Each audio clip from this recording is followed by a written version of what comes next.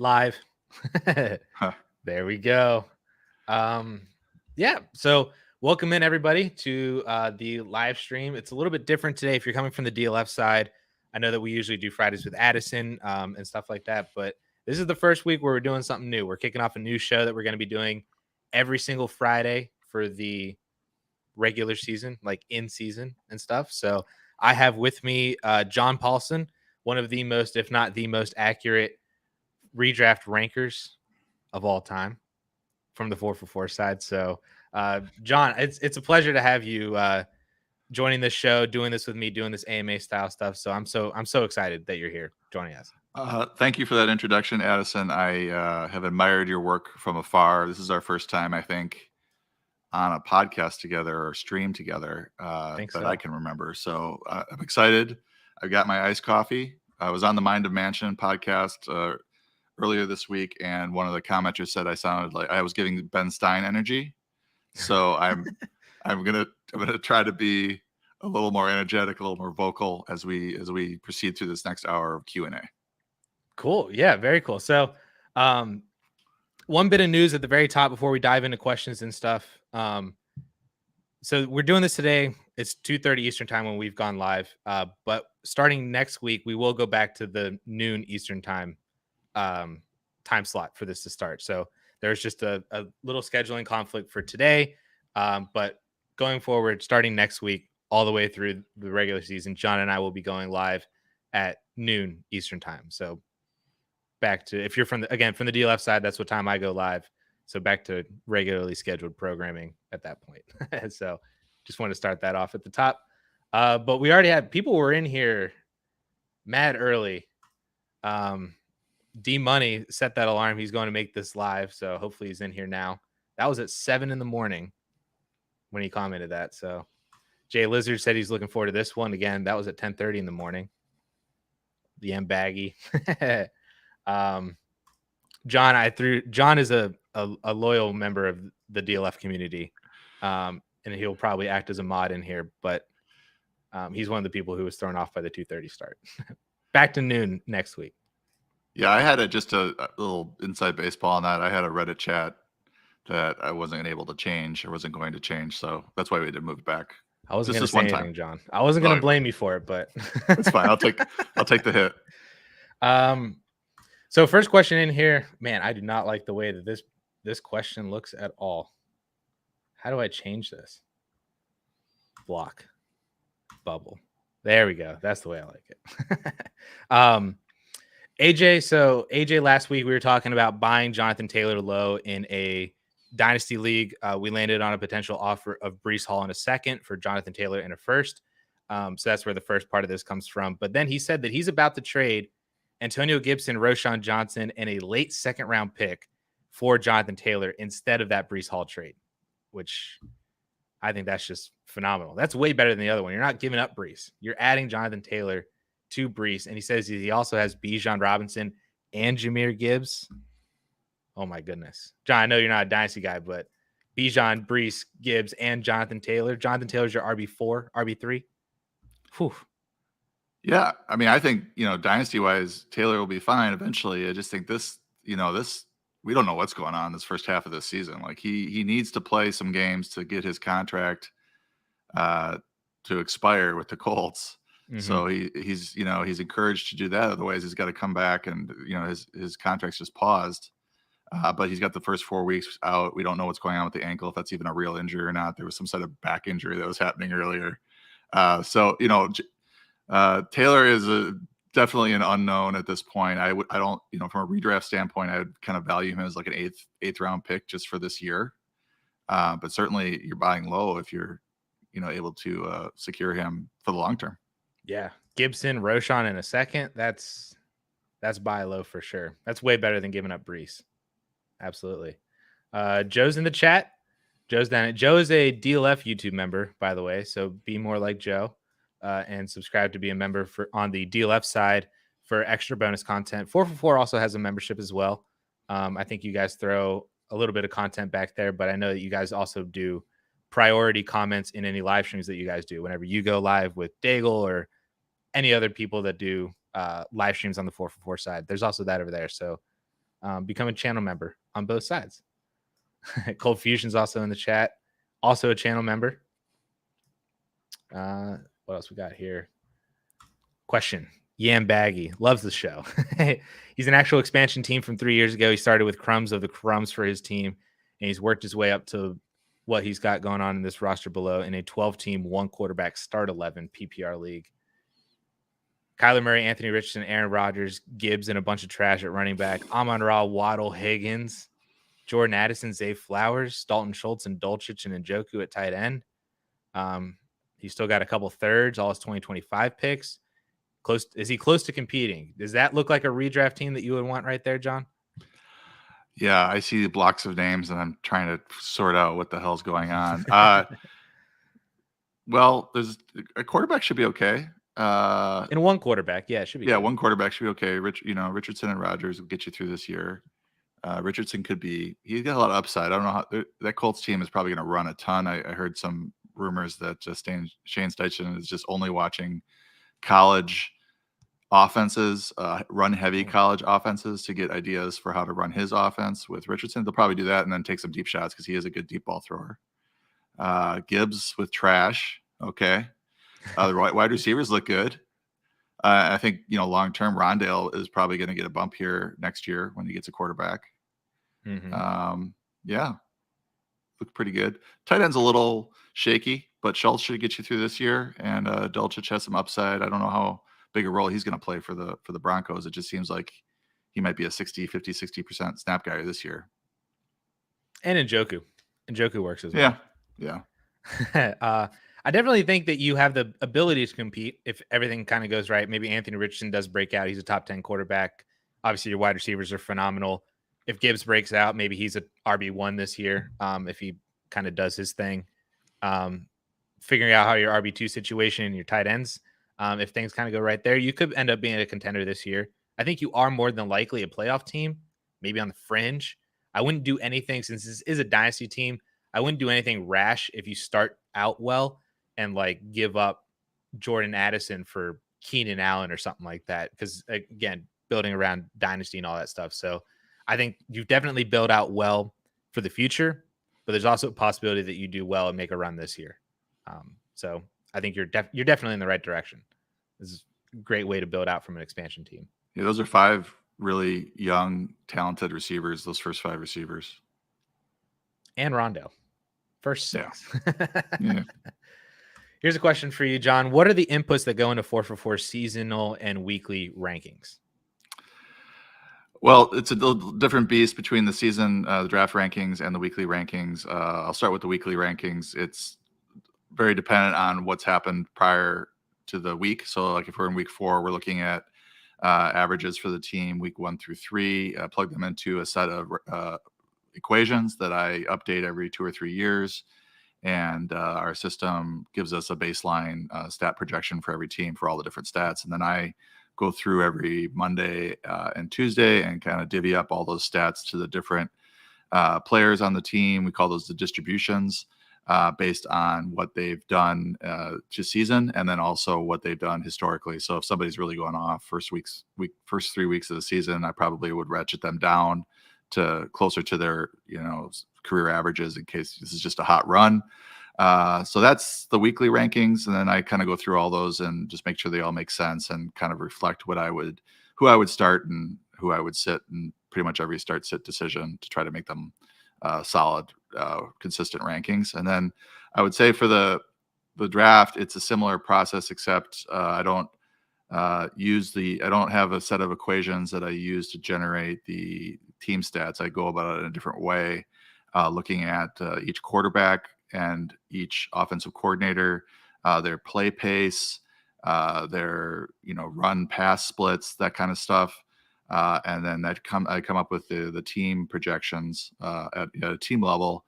And then again, I go through, look at the last season of distributions to see how much, what percentage of receptions or receiving yards I need to give Devontae Adams, for example. And then I do kind of knock the last few seasons now, since we're getting into the betting side of things and we're doing these season long props. I become a lot more focused on, the number of games we're expecting each position to play. So I have a standard number of games for running backs, receivers, tight ends, and quarterbacks. So then I will downgrade or just kind of ratchet back their distributions based on percentage of games played, expected games played, right? To try to get the top 200, top 100, top 50, whatever, looking reasonable and kind of reflecting the value of each position, since we know that running backs on average are going to miss an extra game compared to receivers, for example. So that's, and then, as the season goes on, I released that first set right after the draft. And then as the offseason wears on, I'm just adjusting those rankings based on what's going on. And sometimes there's some wild adjustments, but for the most part, it's little tweaks here and there. As I get drafting, if I find myself taking player A over player B consistently, and I have it ranked the other way, then I will, figure out why I'm doing that, and then, adjust the rankings to reflect that. Nice. 4for4 rankings are one of the best in the industry, if not, again, the best in the industry because of John. And from the Dynasty side of it as well, you need that redraft side too, because it helps with start sits, the rest of season rankings and stuff. And if you are competing, understanding maybe who are some targets that you can go out and get for cheap that are going to produce for the rest of the year, just to kind of help you ultimately win a championship, because that's the goal for all formats. In Dynasty, it just takes a very specific team to get to that point. But yeah, 4for4. I had one other thing I forgot to mention: the line and the total. That's a key input on the weekly side of things. That's one of the things I plug in, and then we run the equations based on what's going on season to date.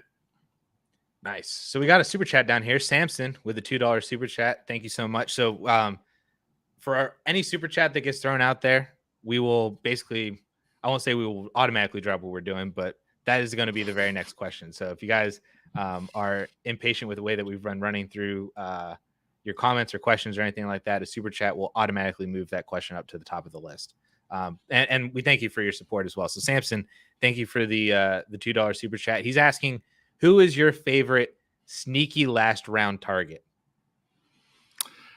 You want me to take this one? Go for it. Yeah, I do write sneaky starts on a weekly basis too. So I love the word sneaky. That's a great usage of it, Samson. A couple just sprung to mind. If we're talking like final rounds, and it depends on your league, of course, but I noticed that Isaiah Hodgins is going really, really late in drafts, given what he did last year. He had a really good run into the playoffs, and they did upgrade the tight end position quite a bit. I mean, Darren Waller probably is going to lead this team in targets, or very well could, but they didn't really upgrade the receivers a whole lot.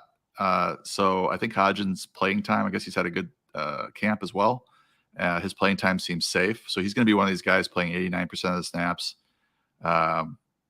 Daniel Jones kind of getting back his career back on track. He had a really good rookie year, if you remember. I think 24 touchdowns as a rookie. Yeah. So I think he only had 15 last year, but ran the ball a ton. But maybe they get that passing game going a little bit. I think Hodgins is a really nice value as your wide receiver 5 or wide receiver 6. And the other guy that sprung to mind, I love him, is Jake Ferguson for the Cowboys, taking over that role for Dalton Schultz. Schultz finished tight end 4 2 years ago, tight end 10 last year. Ferguson looks entirely capable athletically, route running wise, to take over Schultz's role, and could deliver low end or even mid range if things really break his way. Tight end 2 numbers, I think, or tight end 1 numbers, because the one concern maybe is Brandon Cooks kind of eating into the target share potentially for the tight end there, but he was really effective and last year with Dak Prescott. Like, Dak targeted him 11 times. It was only 11 times during the season, but he caught all 11 for over 100 yards. He had like a 9-something yards per attempt, and he was up there when it comes to yards per route run, which is one of the metrics I look at to predict future production. And he's going tight end, I don't know, 25. I've got him at tight end 17 right now in redraft. Both those guys are definitely. I'm actually team Darius Slayton on the New York Giants if I was going for a late round wide receiver on the team. But I mean, they're both so cheap you can grab both of them if you really wanted to. And I don't really think you need to necessarily pick one over the other. But I like Slayton as well. Another name I would toss out there would be Jonathan Mingo. Dude's been having a massive just route usage in the preseason, and especially with DJ Chark being injured and Adam Thielen just kind of being old and stuff. Mingo, with his athletic profile, I mean, he wasn't all that great in college, but with his profile has a massive ceiling, especially with all the routes and the snaps that I think that he's going to play. And also has the potential that if he's not doing that at the very beginning of the year, you can just cut him. That's one of my favorite things about these late round guys is I want to target guys that I want to be able to recognize if they're actually going to do something for me long term, or if they should be guys that I should just cut to then find another guy who should be giving something for me, either producing now or a better long term asset. That's at least how I view it. So I think Mingo's one of those guys. Another one for me would also be it was Raheem Mostert. I feel like his ADP has gone up. But then the other one would be Deuce Vaughn. I think he's the preferred RB2 in the Cowboys right now, or I think will work his way into being the preferred RB2 behind Tony Pollard.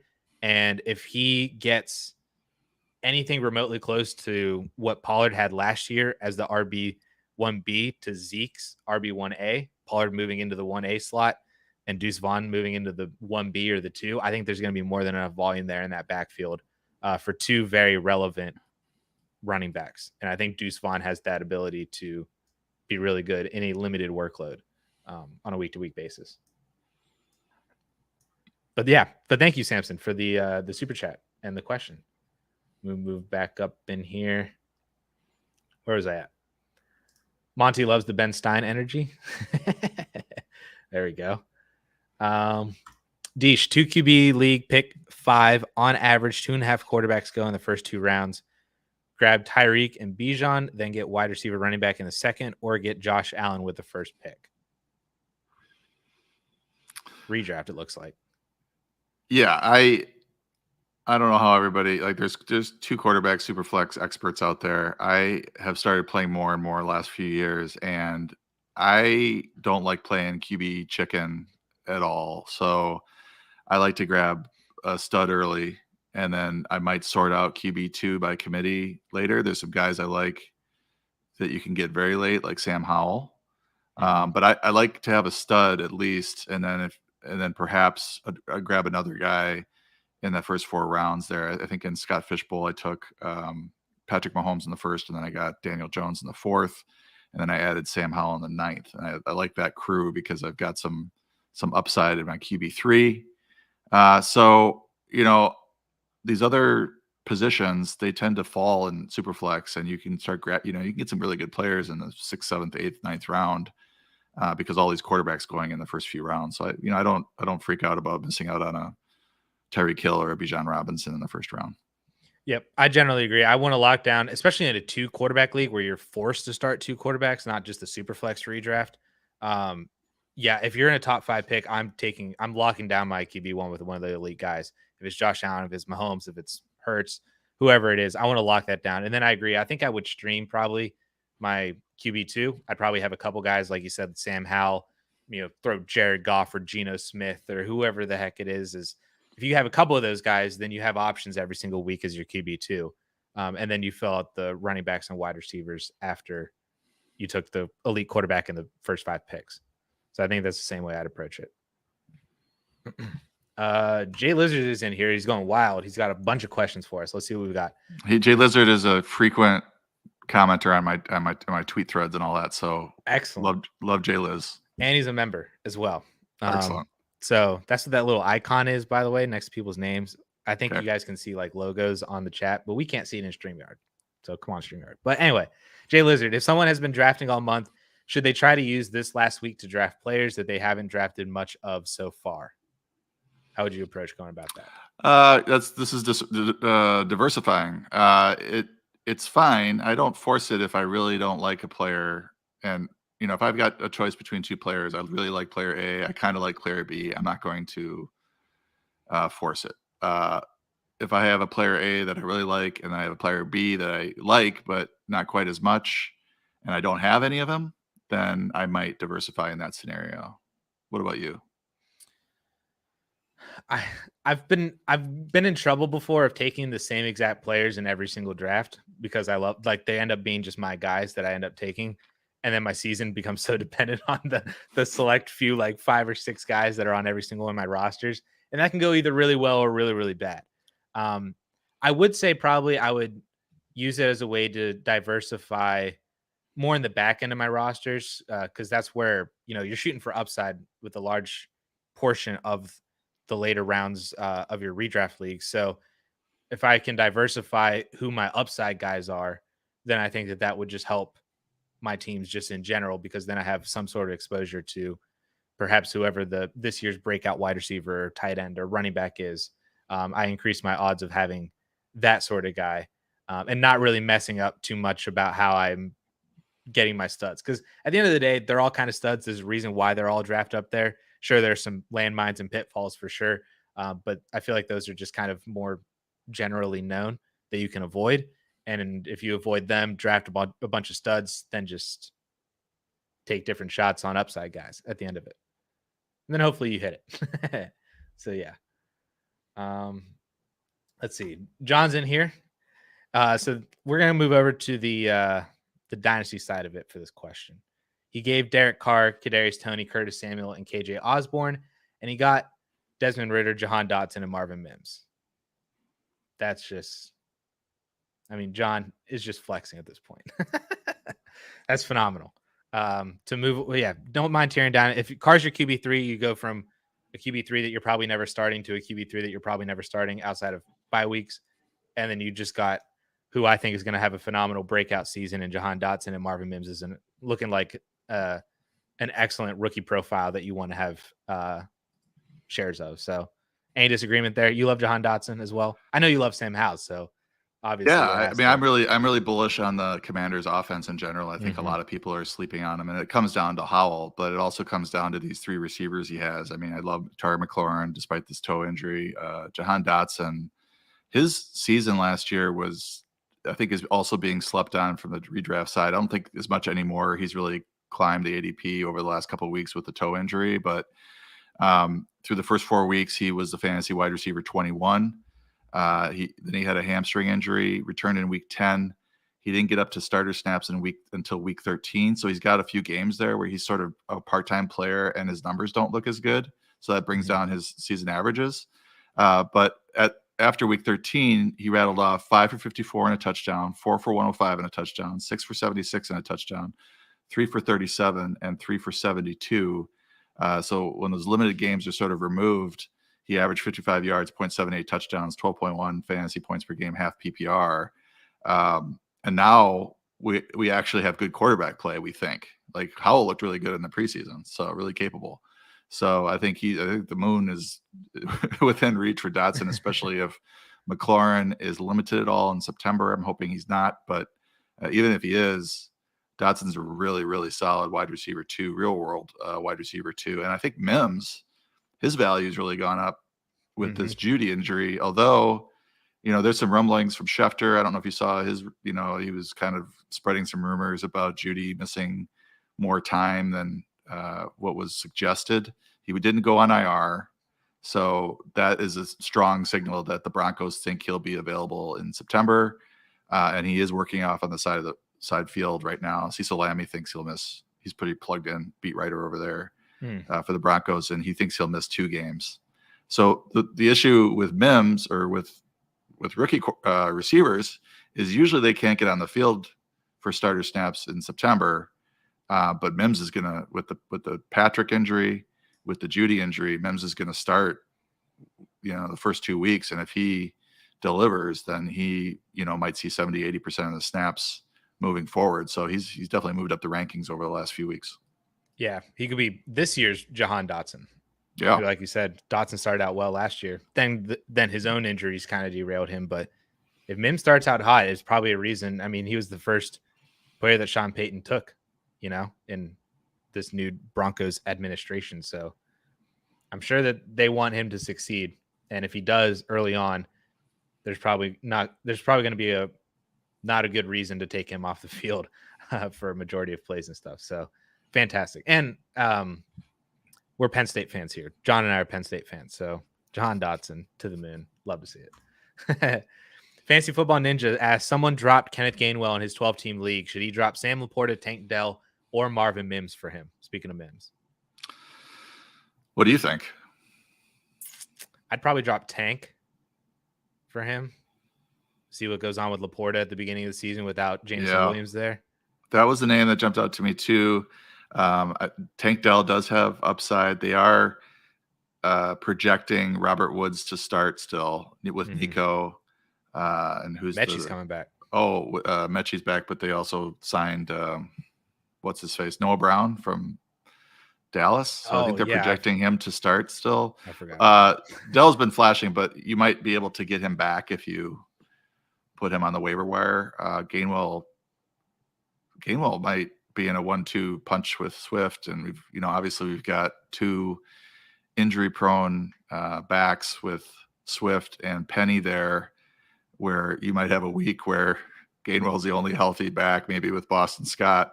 Mm-hmm. And there are rumors that he's going to have a bigger role this year. Gainwell, it did indicate some preseason snaps indicated that he might actually be the starter. But I think now we've kind of settled into Swift, Gainwell 1-2 with Penny rotating in, and Boston Scott is sort of the backup. So I definitely would keep Laporta. He's already earned the tight end 1 job there. That's a really good offense. The Lions tight ends, even after Hawkinson left, were very productive, but it was kind of a hodgepodge of tight ends. But it's going to be Laporta this year, and obviously we just talked about Mims, that you don't want to cut him at this point. Yeah, Laporta speaks to what I mentioned about a little earlier, that like these are the guys that you want to know if you should keep them or not early on in the season. What better situation does Laporta have at the beginning of the season than their wide receiver 2 or 1B essentially missing the first 6 games? If Laporta produces for the first 6 games, you would have wanted to have kept him. If he doesn't produce for the first 6 games and then Jameson Williams comes back, that's probably an indication that maybe Laporta might not be it for this year. Still has a bright future, but he might be more of a player that you can cut in a few weeks if he's not producing without Jameson Williams before Jameson Williams actually comes back. And then, like you said, you might just get Tank back in a few weeks from now. But yeah, I dropped Tank. I would add on Laporta. Andy Behrens was on our My Guys episode, and Laporta was one of his guys. He was also named by George Kittle as one of the 3 tight ends that he thinks are next, the up-and-coming tight ends that he thinks are next at the position. He named Laporta, Jake Ferguson. So shout out to Jake Ferguson. And then he also named Daniel Bellinger, which was interesting, given Bellinger's now the backup to Darren Waller. But those were the 3 that Kittle named on the chat. I think it was with Matt Harmon, Yahoo chat. Iowa love, Yep. Jay Lizard, does fantasy football drafting seem clearer or more confusing as we head into this final week here? We got some new injuries, the Jerry Jeudy and McLaurin stuff we just talked about. Cooper Kupp, we haven't even hit on yet. And his kind of setback with his hamstring injury.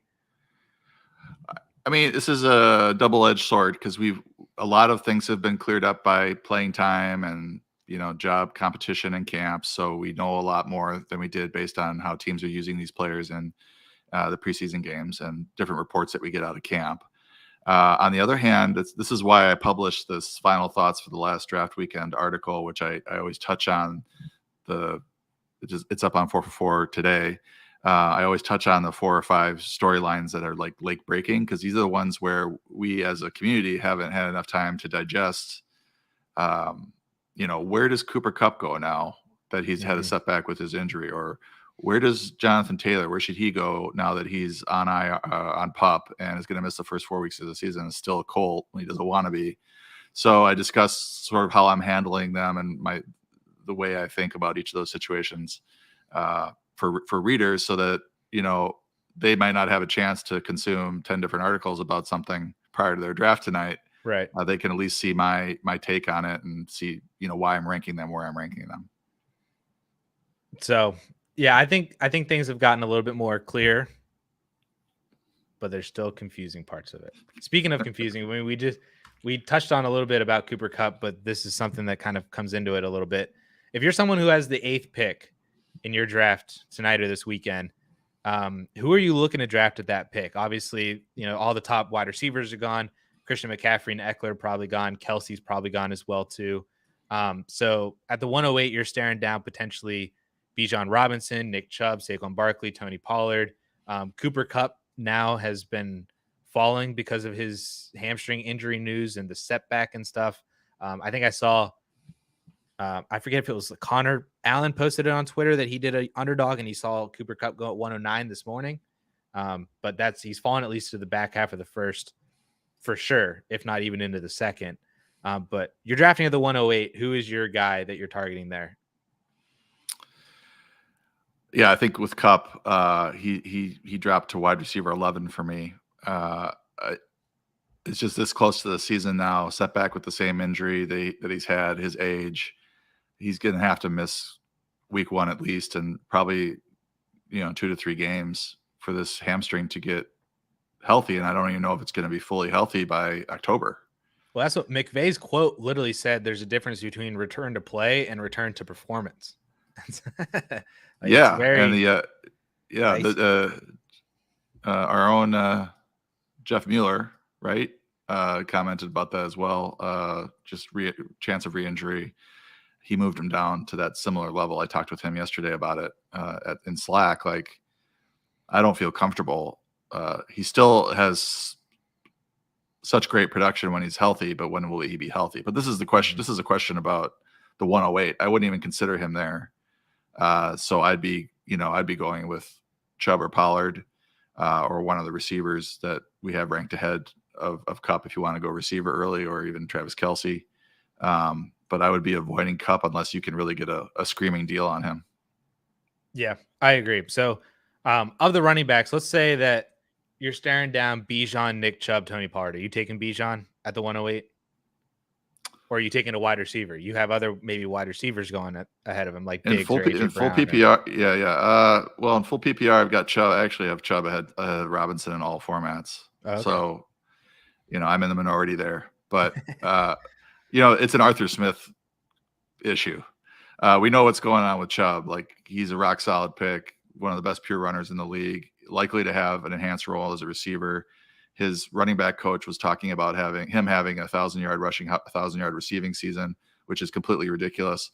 But at least he's saying that and putting it out there as if, maybe he gets 400 or 500 yards receiving this year. That's possible. And then we just don't know what's going to happen in Atlanta. Bijan's obviously a fantastic talent. Arthur Smith has had a history of some curious usage for some players. And I think, that the comment about if Tyler Algier is really rolling, then we're going to stick with Tyler Algier. That, as a potential Bijan manager, that's a little bit worrisome because you definitely want to have your stud first round running back out there salting away games for you. So I think Bijan's a good first round pick, but I just have Chubb ahead of him. And, it's tempting to take Pollard ahead of him as well, given Pollard's production last year. But I do have Bijan ahead, 3 points ahead of Pollard in PPR because Bijan should be used quite a bit as a receiver. Right. I'm a big Tony Pollard fan, massive Tony Pollard fan. But John says Chubb, so take Chubb. I mean, I can't. I'm not disagreeing. I think Nick Chubb's going to be fantastic, and I like you said, hopefully he has an enhanced role in the receiving game because Kareem Hunt's gone, Jerome Ford coming back from injury, but I don't really know what his role is going to be. But in an improved offense, hopefully Deshaun Watson maybe doesn't return to, prime Texans Deshaun Watson form, but better than what he was at the end of the year last year. Chubb is a known stud running back. He's outside of injury, he's not busting. So, yeah, I would just say that Chubb and Pollard have high floors. They also have overall RB1 upside. You could also say that about Bijan, but I think his floor is a little lower just because we don't know what his usage is going to be in that offense. And, his head coach is already talking about feeding the ball to his backup. So that just concerns me a little. Right. It could take, if it takes 7 or 8 weeks before Bijan gets Bijan level workload, that's 7 or 8 weeks that Chubb and Pollard are getting full workloads. In a similar vein, Drewski's asking, is it crazy to be wanting to take Garrett Wilson at the 6th pick overall in a half PPR league? So his thinking is that with Cooper Kupp hurt now, that he thinks that Garrett Wilson is the wide receiver with the biggest upside after, the top guys of Jefferson, Chase, and Tyreek Hill. And he knows that he's not going to make it back to him in the 2nd round. So do you take Garrett Wilson at the 6th, half PPR? I don't. Yeah, I can't do it. That's really aggressive in half PPR. His ADP is 207, but that's multi-site ADP. If you know that you're not going to get him, who could you get? Now, how much is the difference between him and Chris Olave? That was the first name I thought of. I'm massive on Chris Olave. I don't think there's going to be a big difference between him and Garrett Wilson. That if you can take Nick Chubb, like you said, at 106 in a half PPR, so he's maybe a little bit more valuable because he's not receiving, then you get Chris Olave. Oh man, that sounds much better to me than Garrett Wilson and whoever you get at the second. Be Garrett Wilson and maybe a running back in the second. I mean, Derrick Henry, Derrick Henry or something like that. Yeah. Olave, averaged more yards per game than Garrett Wilson last year, and obviously Garrett Wilson had major quarterback issues. But Olave ran fewer routes though. His usage was his yards per route run was way ahead of Garrett Wilson's. It was elite level yards per route run. So in that scenario, that's why I'm not like super gung ho on Garrett Wilson in the middle of the first round, especially in half PPR, because in half PPR, our running backs have more value than they do in PPR, most of them. So I would be looking at Olave in the second round if you want to start running back, wide receiver, running back. Then I would be looking at Olave in the second and take your best available running back in the first. We're in lockstep. That's totally it. That's the answer. Let me see here. Man, we have so many questions. Let's see if we can kind of run through some of these. Michael has the last pick in a full PPR, elevated stakes. He needs one of these guys: Jarrett McKinnon, Raheem Mostert, Samaje Perine, or Zay Jones. What does elevated stakes mean? Is that like a FFPC, high stakes? Maybe. I guess. Okay, high stakes. It's a high stakes thing. You tossed in $250 or more into this league. Okay. Last pick. You got to get it right. What is it? What is the pick? Right, John. Well, I'd like to see his roster, but I would go with Mostert, given this news with Jeff Wilson. He seems like he would have the most upside of these 4 or 5. What is this? 4 of them. So, yeah, Mostert being on the board at this point, last pick. I think he kind of lucked out. Yeah, that's the way that I would go. Raheem Mostert was the first name when I was reading. Zay Jones is not even in the conversation. Perine is sharing the backfield with Javonte. His upside's limited. Mostert, I mean, even with Mostert probably would have been my pick even if Jeff Wilson was healthy.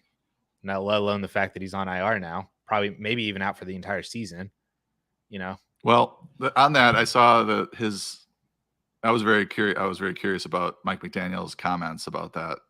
I wouldn't be surprised if he plays again this season. That really escalated quickly. But apparently his agent, Jeff Wilson's agent, came out and said that the injury is not that serious and they're expecting him back week 5. So that's the agent saying that. So who knows? But I don't know if it's going to be season ending. Still, I mean, just take Raheem. That's the answer. Jay Lizard, can Braxton Berrios be the next Robbie Anderson? Do wild and new routes like Robbie did in Carolina. Oh boy. Braxton Berrios he was always a thorn in the side of the Jets receivers from a fantasy standpoint, because whenever he got a lot of routes, he would earn targets and he'd get you a 5 for 50. They were occasionally giving him the ball on end arounds and stuff. So he has some potential as a PPR stopgap guy, kind of a high floor guy. But I mean, this is going to be a very, concentrated target share, I think, for this team. But, with the downgrade at tight end, maybe some 6 for 60s, Braxton Berrios is fun. That's all I know. He's a fun dude. Come week 16, 17, he's just out there. Like you said, just 6 for 60 and a touchdown. Oh, man. 12-team Superflex. Start 9 PPR, 1.5 tight end. Thoughts on contention with lower running backs. So this is a Dynasty league. In Superflex league, got Lamar and Deshaun Watson. Nice. Wide receivers got Justin Jefferson, Garrett Wilson, DK Metcalf, Devonta Smith, Calvin Ridley. Fantastic. I'm assuming that's Bijan Robinson, not Brian Robinson. Oh, it might be Brian Robinson. That's a big difference. I'm assuming by his wording with lower running backs that's Brian Robinson, AJ Dillon, Khalil Herbert, Roschon. I think you're competing just because of your quarterbacks and wide receivers. You're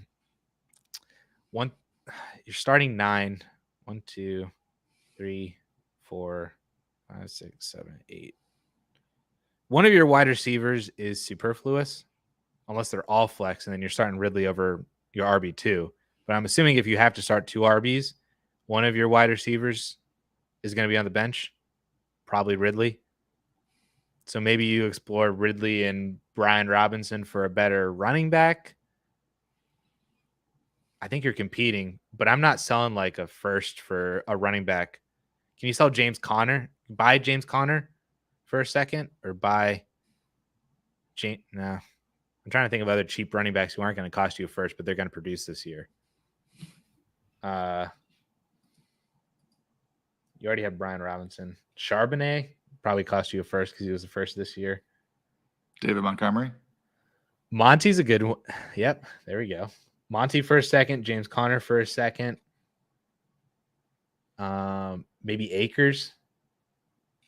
His volume could go up. His receiving volume could go up now because of Kupp being out. You might be able to swing Akers for less than a second. Or, AJ Dillon in a third or something like that. Just give you more upside at the position. What's your take on Khalil Herbert as a prospect? I think Herbert's going to be good for the majority of the year. I'm of the belief that Roschon gets that job ultimately because he has 3-down potential, but I don't know when that actually happens. But I think that that's the route that Roschon is on, the direction that he's heading in. But I think Herbert will be fine. Yeah, he was a massive difference in Dillon and Brian Robinson though, but yeah, I think he could work into a starting, starter this year. And he was second in yards after contact per attempt and 10th in broken tackles per attempt, according to StatHead. So his advanced stats were really good. Yeah, he's a really good runner. Not a lot in the receiving game. Although he did have the touchdown in the preseason. That's true.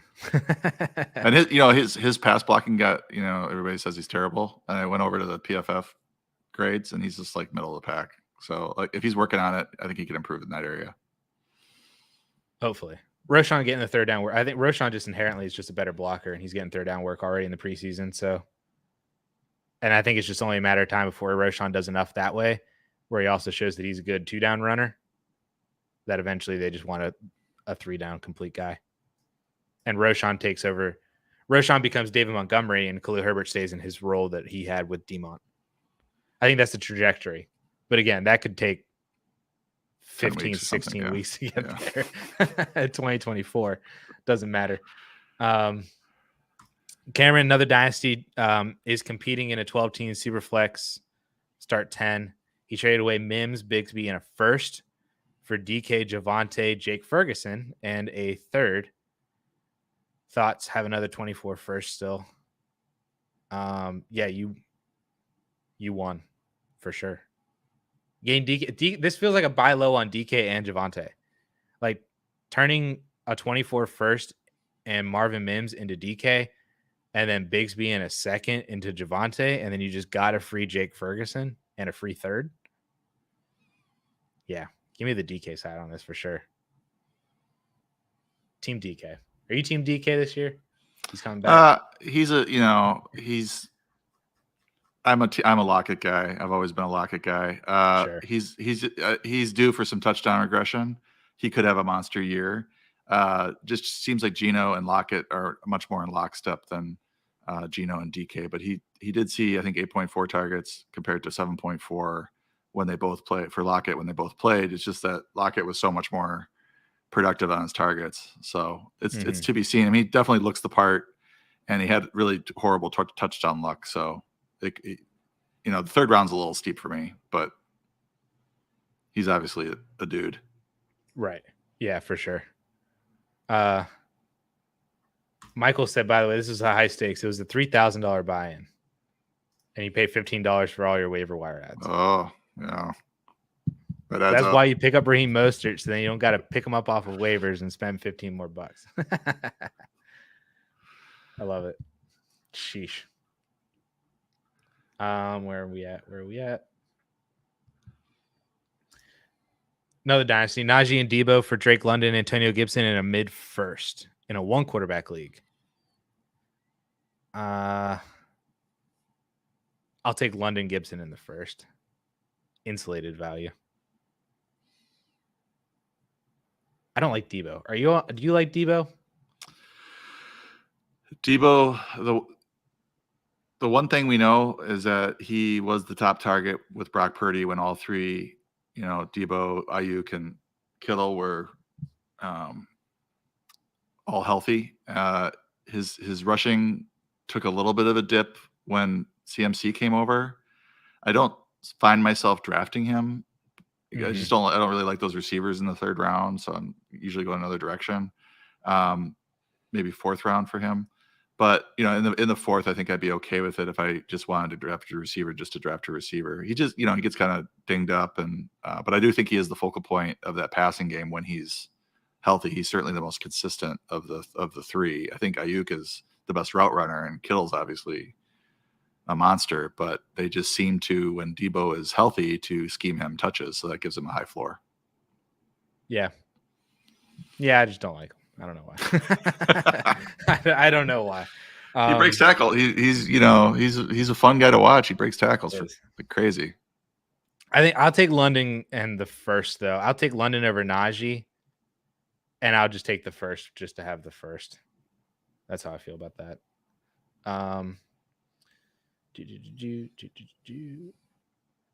Oh, here we go. Considering Jeff Wilson's recent injury, do you think Mostert will be the primary option for the initial weeks? He has Kamara, so a kind of a perfect combination of getting Raheem Mostert in the first couple of weeks. Then when Kamara comes back from suspension, you get Alvin Kamara. Does that work out for you? Yeah, I mean, I think with Wilson out of the way, you're looking at Mostert in a 15 carry, 2 catch type role. The rookie there, Chain, or I'm not even sure how you pronounce his last name. I'm terrible with A-Chain. So just FYI, I'm terrible with names. I find myself like wondering, like going to say something. I'm like, how do I pronounce this guy's name? A-Chain. I don't watch college football either. He's very much so. There you go. Just hasn't, set the world on fire in camp. So, he's been kind of mired in that RB3, RB4 type situation. He's got an injury as well, shoulder injury. He's wearing the red no contact jersey, so they think he's going to be ready week 1. So he might have a little role where he catches a couple passes, maybe gets a carry or something. But Sullivan Ahmed has looked pretty good, and they cut Myles Gaskin.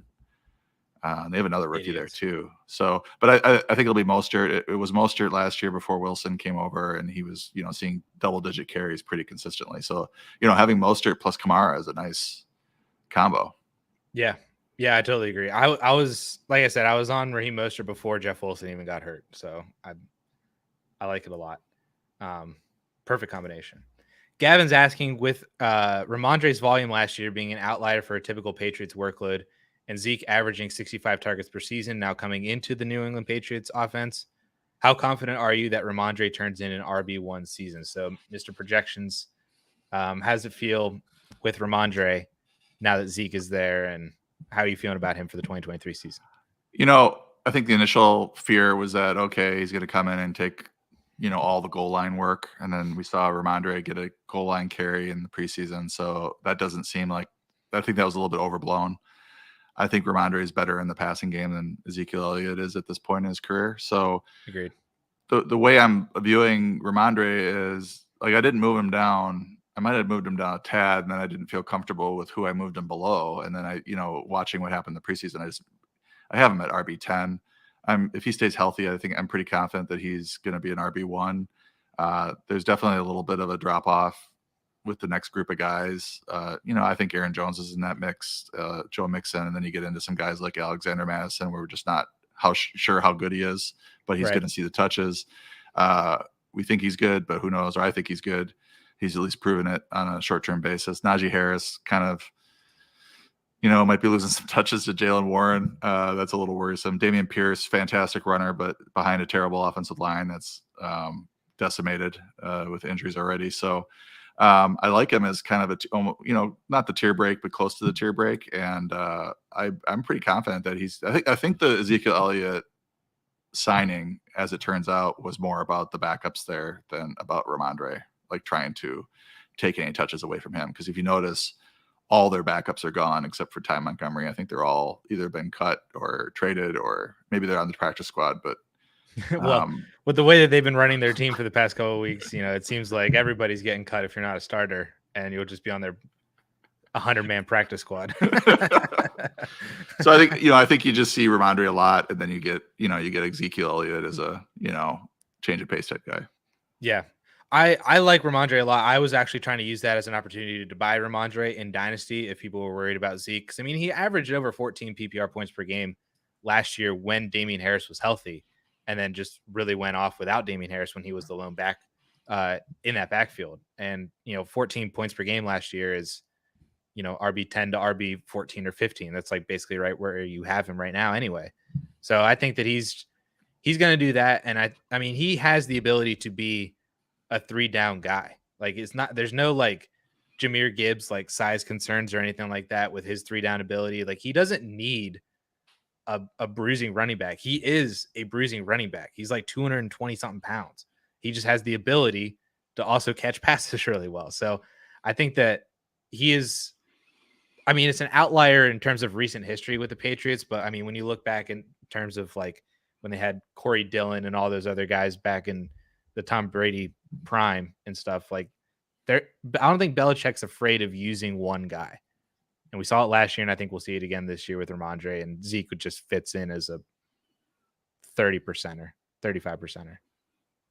Yeah, I think Ramondre top 10. I think he uses the player that's best for whatever role they're using at that point, and Ramondre just happens to be the best at all those roles. He's an all-around running back. Yeah, exactly. Yeah. Lounging Bear has Lawrence, Watson, Young, and Cousins in a 10-team super flex. I'm assuming this is Dynasty. Maybe not. Would you feel comfortable contending with this quarterback room, or it's a Dynasty, or try to tier up from Watson or Young to get another top 8 guy to pair with Lawrence? I personally feel comfortable with it. Would you try to be?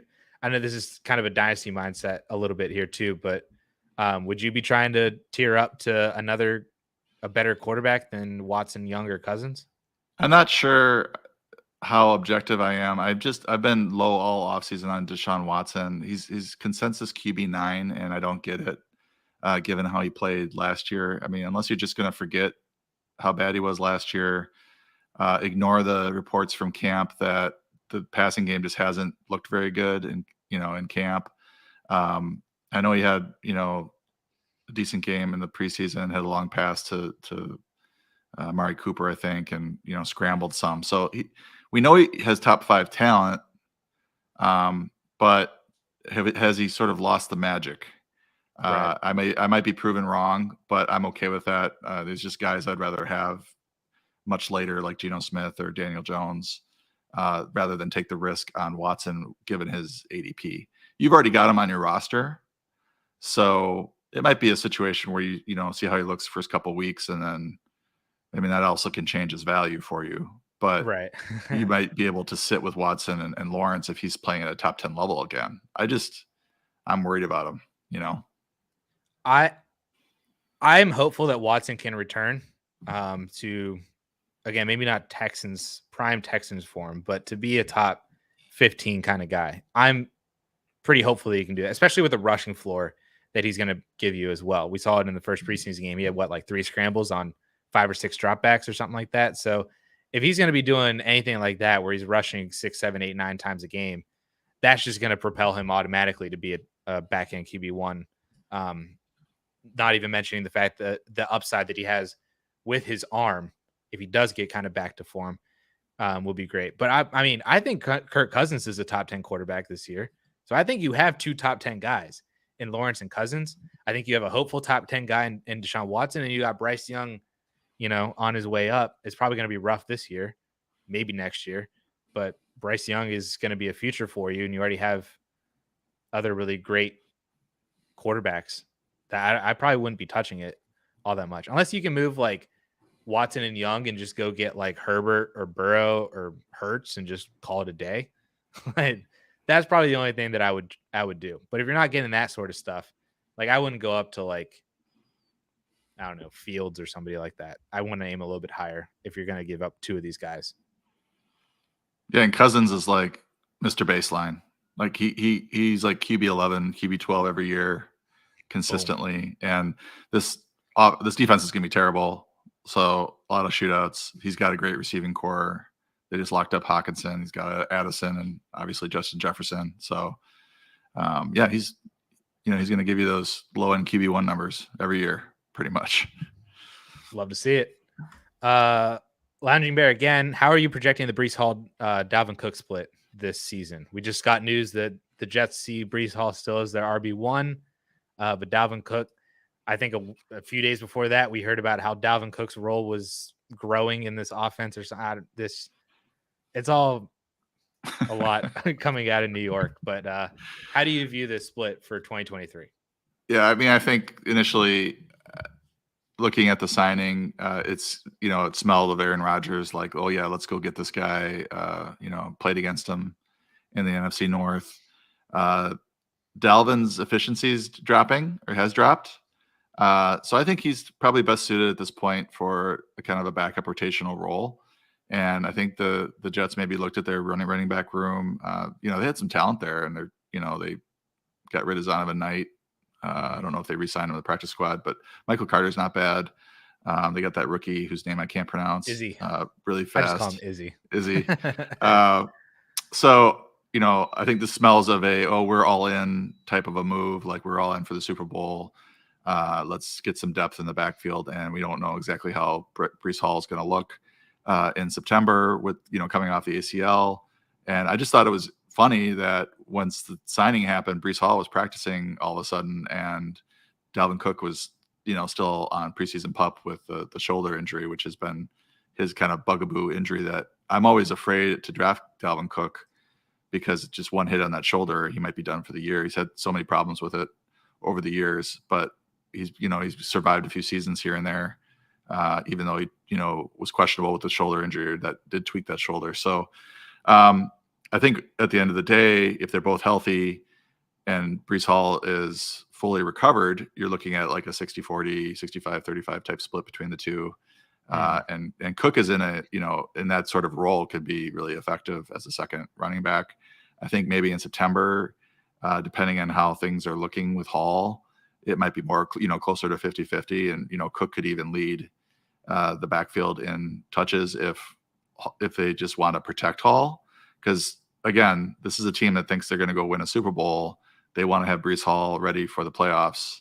Right. And having Cook in the roster allows them to kind of limit his workload somewhat. So that's why he dropped from, fringe top 10 to, 20 in the rankings, or 19 or wherever I have him. Because, I think he's more talented right now. He's got more upside, but at the same time, you're going to have some question marks in September as they sort of sort out this backfield. I've been thinking more and more this has been a very recent thought of mine over the last basically week, of that I don't know if I want either one of these guys this year. That I feel like Breece Hall's ADP is just a little too high for the uncertainty of not knowing what the split's going to be, on top of the fact that he's coming back from an ACL.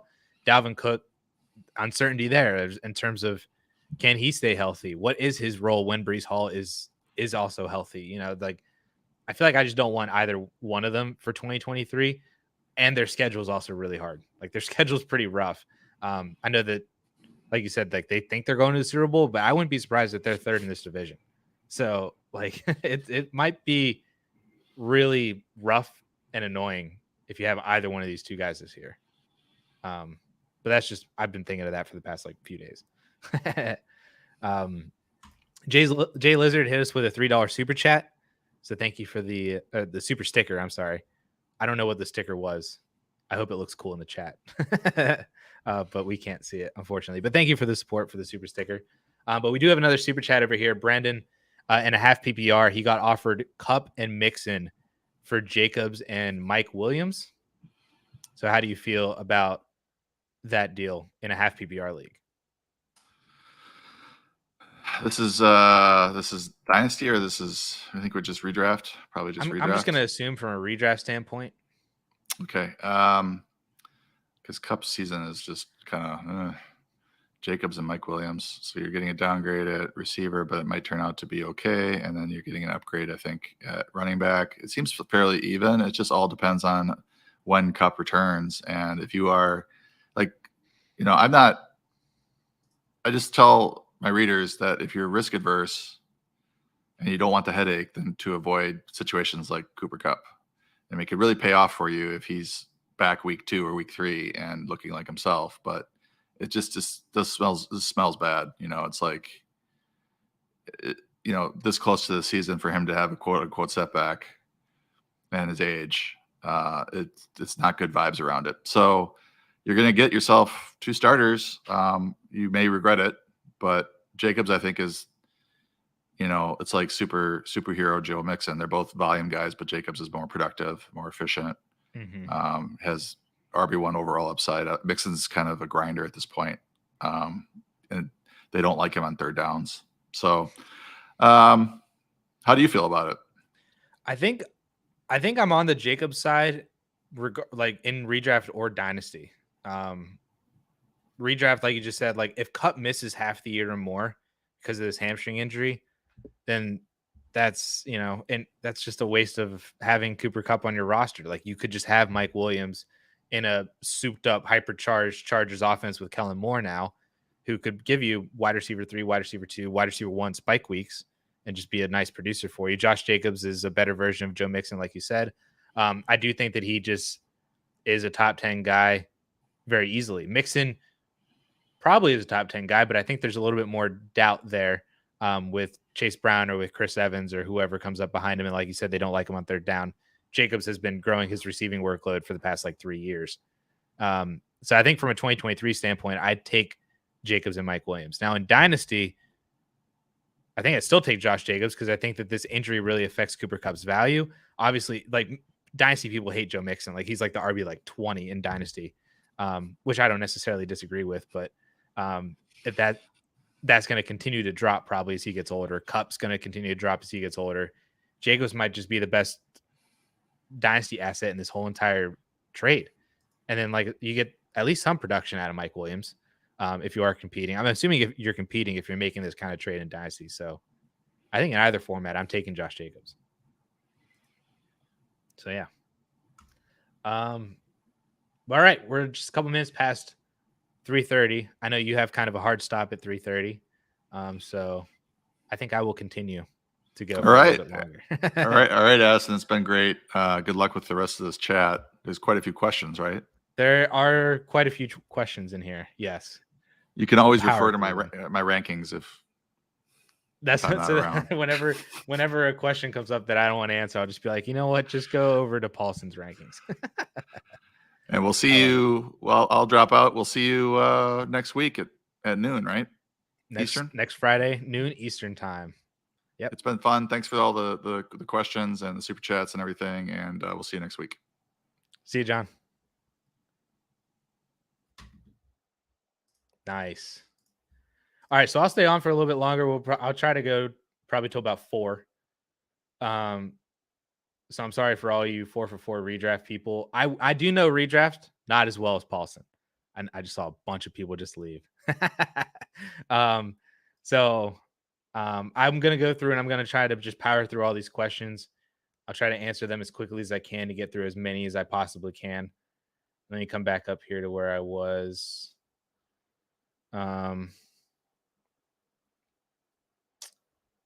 Where was I?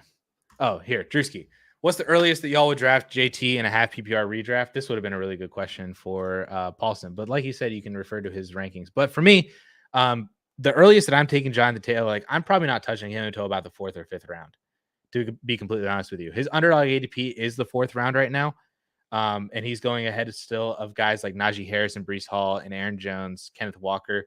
Those are the immediate running backs that are going ahead of JT in underdog ADP. And JT's at the beginning of the 4th. I would take Najee Harris over Jonathan Taylor. I would take Aaron Jones over Jonathan Taylor as well. So I'm probably not even comfortable taking Jonathan Taylor at his current 4th round ADP. I'd probably wait until at least the late 4th, if not the 5th round.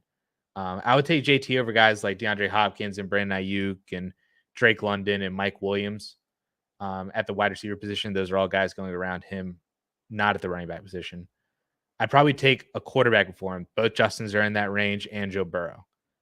So if you want to go early quarterback, I'd probably be more comfortable taking a quarterback there instead of Jonathan Taylor. And then you can get somebody like Cam Akers or Dobbins or James Conner or David Montgomery a round or two later after taking the quarterback instead of Jonathan Taylor. So that's how I would treat JT in redraft. And then you asked in Dynasty, what's the most I would give up? I would still be willing to pay a first. Apparently, you don't have to pay a first. I got a comment on Twitter saying that they paid 2 seconds for him. And then we just had that comment earlier to start the stream of Roschon and Gibson in a second. I saw that he got that done. So apparently you can do that. I would still be willing to give up just a random 2024 or a random 2025 first for Jonathan Taylor. But if you can get him for anything less than that, that's probably fantastic. Rummel's got the 9th pick in his league. How would you go about that with that spot? I would be taking probably a wide receiver there. Although Pollard is also there too, but I'd probably be going for a wide receiver first. I'd see if I could take Stephon Diggs at the 109. And then if you're able to come back and get Tony Pollard, that would be fantastic. At what is that? The 204? If you're able to start out Diggs and Tony Pollard, man, that's the way that I would try and start it. And then you can fill in the rest of your roster from there. You could look at guys like Ramondre Stevenson is in the 3rd round. Maybe you could get a Keenan Allen in the 3rd round, or Jahmyr Gibbs possibly falls to you in the late 3rd. 4th round, we just kind of hit on it a little bit, but Mixon's in there. I'd be willing to take Aaron Jones at the 404. And then you just kind of fill out from there with like guys like Christian Kirk, J.K. Dobbins. I like Deontay Johnson a lot. David Montgomery, James Conner. Grab Dallas Goedert in like the 6th or 7th round, somewhere in there. That's how I'd be attacking the 109 for a redraft. Zulu has a loaded team. Yes, you do have a loaded team. In a 14 team. Man, that looks nice. I like it a lot. Albert, hello. How's it going? Thank you for joining in. This is from like 30 minutes ago, so I apologize for getting all these comments. But we're getting to them now. Zulu, who do I target in a trade for Saquon? Is this Dynasty or redraft? That would be the more important question. I think this is. I wish I could see people like if you guys are from 4 for 4 DLF, because then that would tell me straight away if it's 4 for 4 DLF, Dynasty or redraft. So I can't really answer that. I'm assuming. Let's go from a redraft standpoint. Who would you trade for Saquon Barkley? I would trade guys like Devonta Smith, T. Higgins, Devontae Adams, probably Ridley for sure. I trade all those guys up straight up for Saquon. If you can trade up from Jacobs, I don't know. It's kind of a tough question to answer. Just like, who do I trade for Saquon? But hopefully with some of those names, it might have given you an idea. Gridley, 12-team TBR, start 1 of Addison, Elijah Moore, Zay Flowers, and Michael Thomas. So a week 1 start sit.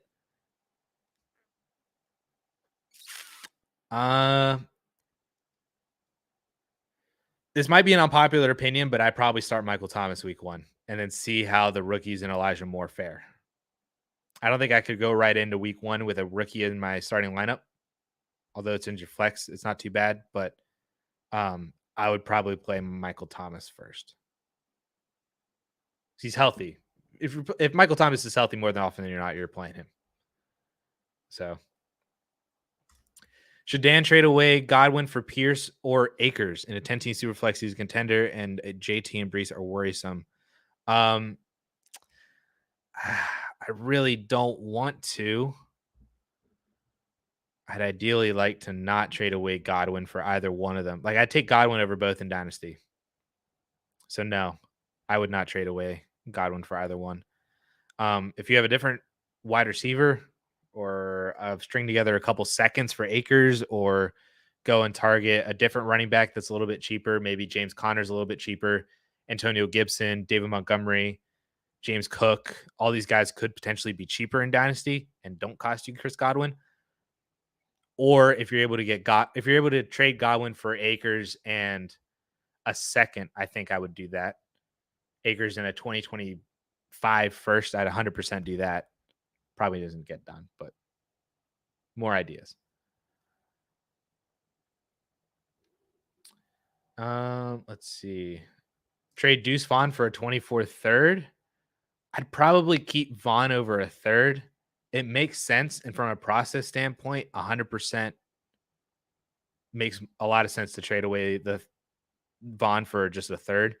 But I'd probably hold on to Vaughn. As I mentioned a little earlier, I think that he's in line for the lead RB2 touches for Dallas, which could be a lot of upside. Rushman, always draft by your own convictions. That's what I called the drafting code. Don't forget it. Etch it in your brain. Not many people get a code to live by anymore. Amen to that, dude. Sometimes the worst redraft teams that I've drafted end up being the ones where I'm drafting with people who maybe don't follow ADP as closely, or just go and get their guys, or, these home league kind of things. And you're just like, well, this player has a second round ADP. I just got him in the early 4th. I have to take him, right?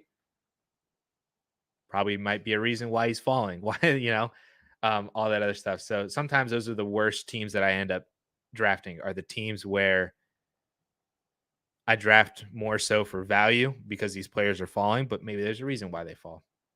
So stand by what you believe in your conviction, not necessarily what ADP says.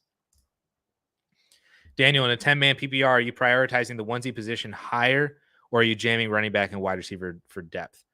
So in a 2 running back, 2 wide receiver, 1 flex, I like prioritizing the onesie positions, especially at the tight end position. And quarterback, I feel like it's just easier, maybe not so much to prioritize it by saying that you have to go get Mahomes or Hurts or Allen, but to be able to come away from the draft with a Burrow, Herbert, Herbert, Lawrence. Let me start over. Herbert, Burrow, Fields, or Lawrence, or Lamar. I think all 5 of those guys are very acquirable this year. That gives you the advantage at that position still. Then you're not necessarily prioritizing the quarterback onesie position, but you still get an elite guy. So as long as it makes sense and you're taking them at good draft value, then I would take them.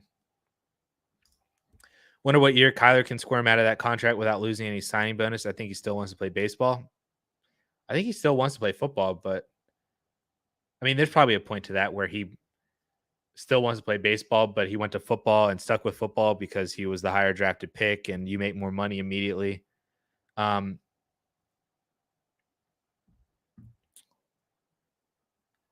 think he has, 2 more years on his contract? He'll get traded though, probably. I don't know. It's a really interesting situation that the Cardinals have found themselves in, to have an elite quarterback on a long-term deal, but then also be playing for the 101.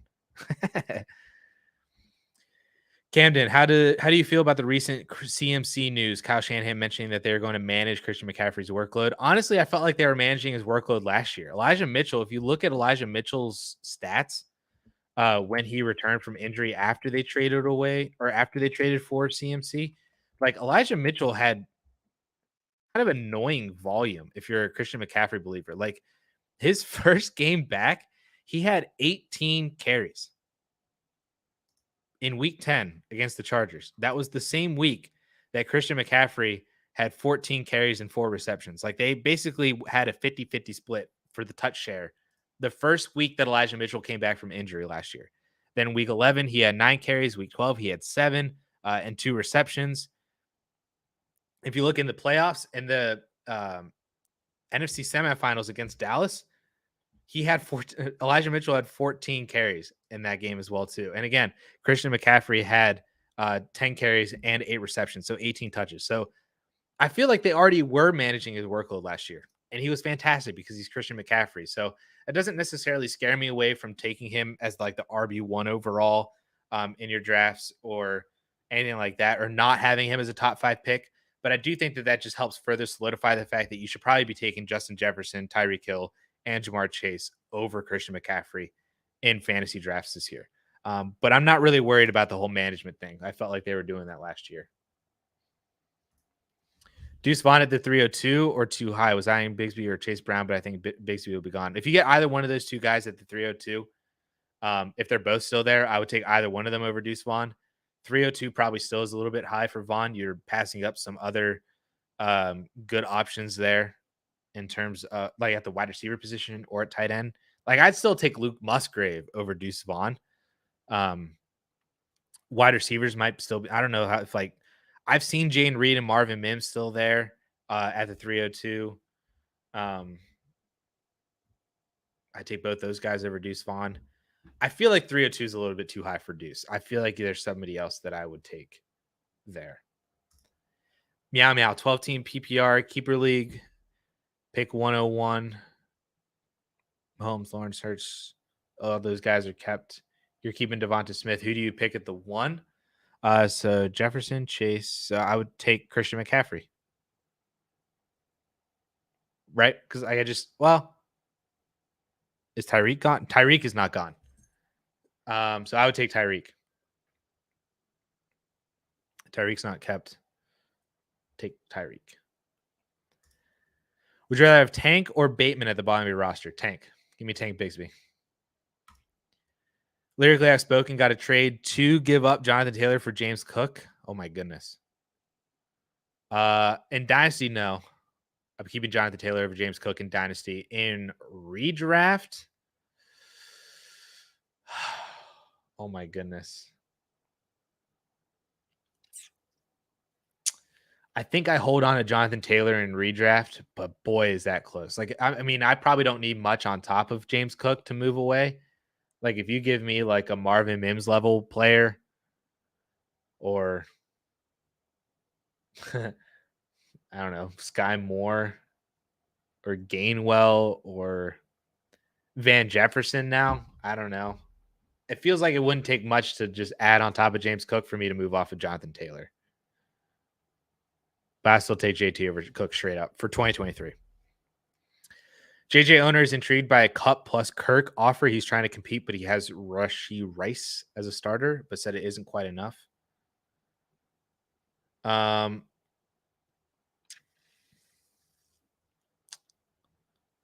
This is Cooper Kupp and Christian Kirk, and the dude's trying to compete, and he wants to buy Cooper Kupp by using JJ.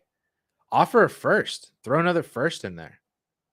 I'd go all the way up to a first. Yep, John agrees. I'd go all the way up to a first. Start with a second. Start with another Christian Kirk level player.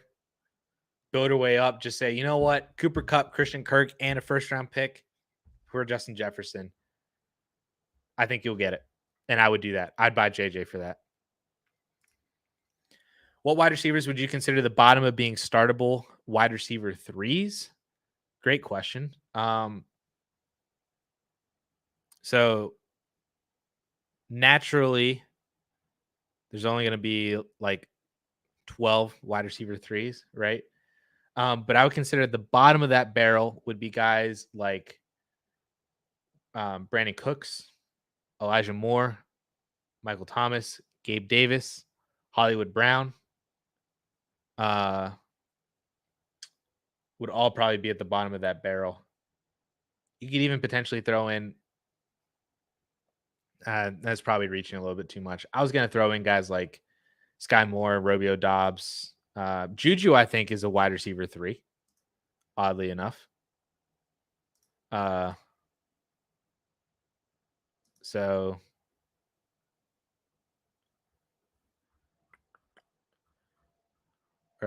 oh my goodness. Dude, you just I did not even see this. I have a thing on here where it auto stars super chats, and you threw up a super chat, man, 30 minutes ago. Oh my gosh, I'm so sorry. Why did StreamYard fail me? Why do you fail me like this, StreamYard? I did just answer this question though. Dobbins, Akers, Rashad White, Damian Harris, Zach Moss. I'm keeping Jonathan Taylor. I'm so sorry I didn't get to the super chat. Lyrically outspoken.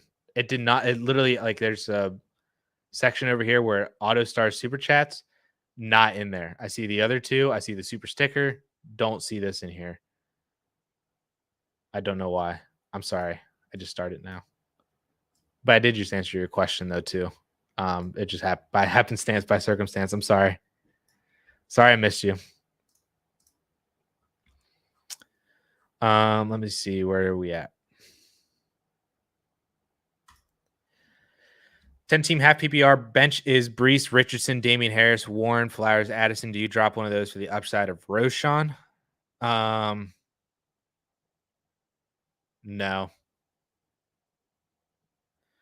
I'd keep all those guys. Damian Harris is the one that I would say is the most droppable, but I think Damian Harris, you're gonna know if he has more value early on more than you will Roshan. And Roshan might just have a really quiet September, maybe even a quiet October. And to where you can pick up Roshan in a few weeks if Damian Harris does not have the goal line role that I think that he possibly have and have value from that goal line role. Plus, also, if anything were to happen to James Cook, Damian Harris is like a top 15 running back. So he has more upside in terms of that regard. But if he's not doing anything, then I would be willing to drop him for Roshan.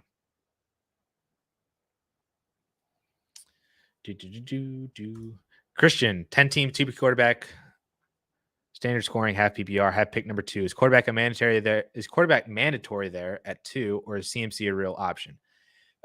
This is, in a 2 QB league. John and I kind of talked about it a little bit at the very beginning of the stream. In a 2 quarterback league, I'm not messing around. I'm taking a quarterback there. And then just once you take a quarterback, though, then you can stream who your QB2 is with a couple cheaper quarterback options like Sam Howell, Geno, Jared Goff, Derek Carr. All the like guys like Brock Purdy is down in there as well too. Matthew Stafford. Tannehill even wouldn't be like a super bad like late option as your QB3 to have streamable weeks from. But I would take Mahomes or Josh Allen there at 102 and then fill out the rest of your roster, then see where the other quarterbacks come into play where you can stream who your QB2 is. I don't mess around with anything like that. Starting Evan Ingram versus the Colts or Laporta versus the Chiefs, I'll start Evan Ingram. I want to see what Laporta does. I'm not trusting him going in week 1. I want to see what Laporta does. So I'll start Evan Ingram.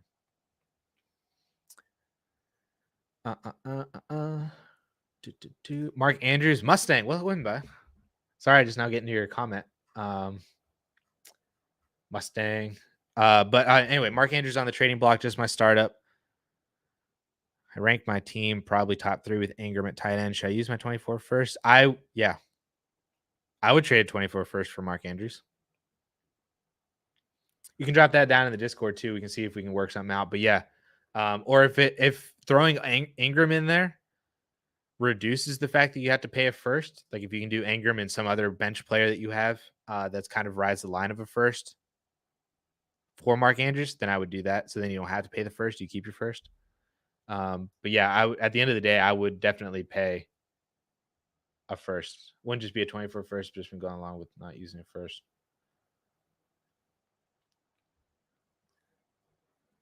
That's what, like, I feel like I would pay Ingram in a first for Mark Andrews. I don't think I really want to, but I try to see if there's a player that you could have. Maybe you might have a player in there.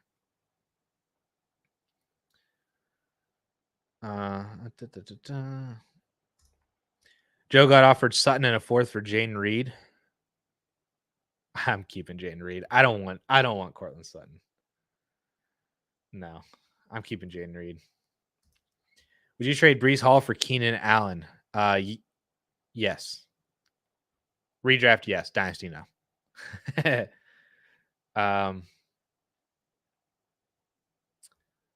Yeah, but I would. I'll take Keenan Allen for 2023. Marvin Harrison Jr. to Indy makes too much sense. To be honest, I don't like it. I mean, it makes sense. I'm 100% saying it makes sense. I don't like it from a Marvin Harrison standpoint because I don't want his quarterback to be Anthony Richardson. Like, that sucks. Just give me Caleb Williams and give me Marvin Harrison at the 1-2, both to Arizona. Boom, done. I don't want Marvin Harrison catching passes from Anthony Richardson. No one wants that. Gavin wants that. From an A-Rich standpoint, it's good, but from a Marvin Harrison Jr. standpoint, I don't think it's good.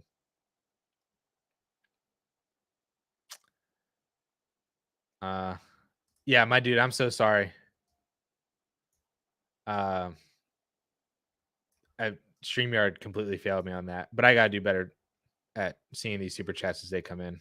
I'm sorry. Brandon Ayuk, Mike Williams, Christian Kirk, pick 2. Is this the start? Kirk is one of them for sure. I don't know. I'm assuming this is the start. And I will start Mike Williams. I don't want to start Ayuk traveling and going into Pittsburgh if this is a start sit for week 1. If it's for the entire year, I'll take Kirk and Ayuk, though. Nah, I'll take Kirk and Mike Williams. Kirk and Mike Williams, no matter the answer, no matter the question.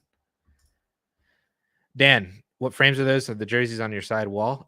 They are, hold on, Michael's. They are Michael's shadow boxes. I got them as a buy one, get one. Love to see it. I think it was probably $50 for one of them. And then I got it as a buy one, get one. So I paid $50 for both of them. And I think they are,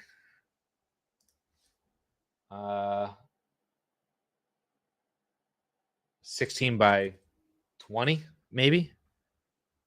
That can't be right. Is that right?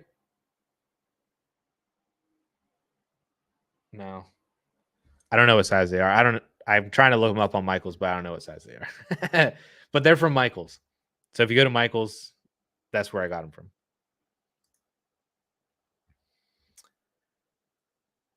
Sean Tucker at the 310? Absolutely. I'll take Sean Tucker at the 310. But all right, we're at the end of the chat, and it's 4:00. What perfect timing, everybody. Thank you all so much for sticking with us.